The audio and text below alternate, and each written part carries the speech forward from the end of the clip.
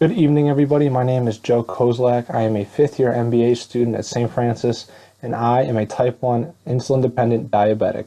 Tonight, I'd just like to talk to you about why insulin prices need to come down. Over the last 12 years, insulin prices have skyrocketed. From 2007 to 2010, insulin spending in America more than doubled from $1.4 billion to $2.9 billion.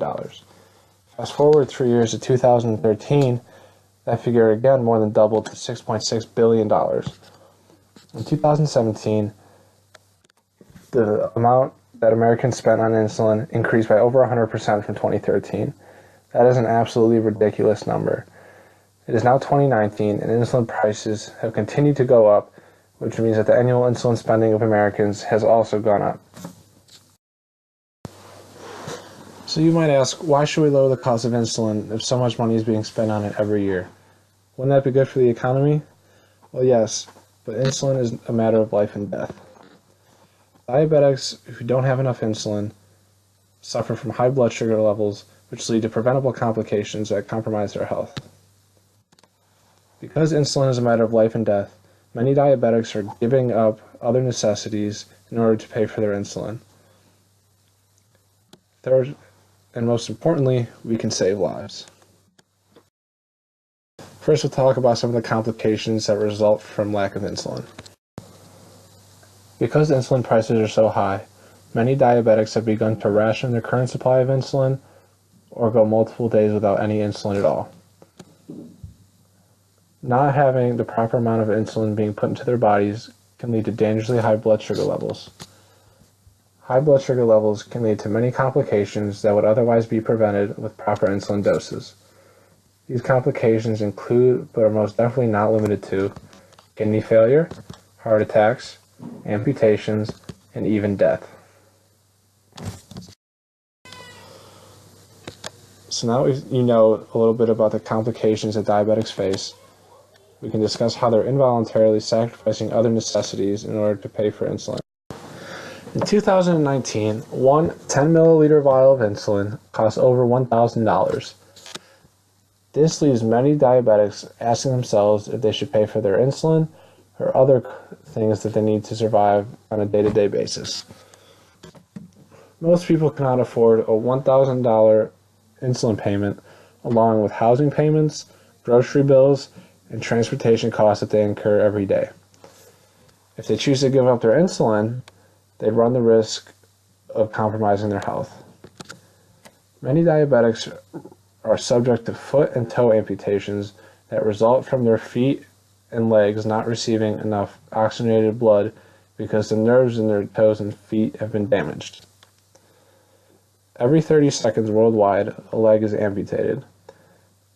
Of all of these amputations, it is believed that 85% of them are the result of diabetes complications. Compromising their health doesn't mean just giving up an arm or a leg, but sometimes means giving up their life. Megan Carter was a 47-year-old nurse who was found dead in her apartment with 2 empty vials of insulin on her counter. She was between jobs with $50 in her bank account, and her insurance will not cover enough of the insulin costs for her to get some. She was found by her mother and sister, and they were devastated that something so simple cost her life. Alec Holt is a 26-year-old who was kicked off of his parents' insurance plan. Insulin cost Alec $1,300 a week.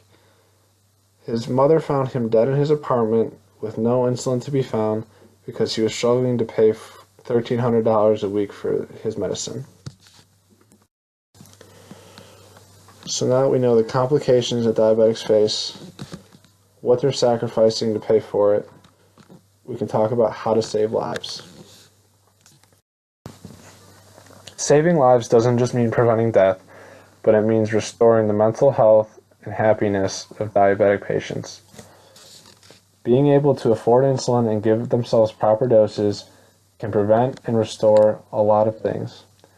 Proper insulin doses can prevent additional medical costs incurred by the preventable complications that arise with lack of insulin, such as amputations, strokes, and obviously death.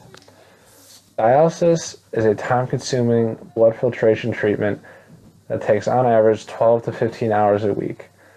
Patients undergoing dialysis receive the treatment 3 to 4 times a week, and the treatment consists of their blood being filtered so that all the sugar that remains in their blood is out, and blood sugar levels can be restored for a short amount of time. Proper insulin doses can restore personality, routines, and peace of mind. With proper levels of insulin, a diabetic's blood sugar will be better regulated, restoring their happiness and mental health.